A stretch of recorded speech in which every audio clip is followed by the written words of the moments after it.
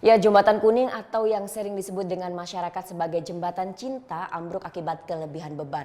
Setelah dilalui oleh warga yang sedang melaksanakan kegiatan keagamaan di Pura Bangkung, Ceningan Minggu malam.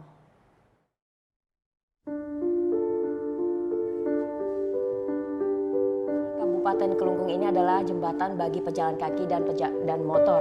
Dibangun pada tahun 1994, lebar jembatan yaitu seluas 1,5 meter dengan panjang 100 meter.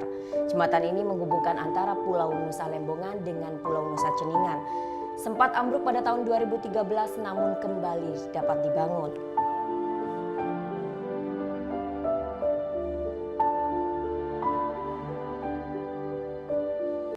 Dan oke, sekarang ucap die. udah selesai kan nontonnya? Nah, jadi jangan lupa buat like, komen, dan subscribe ya.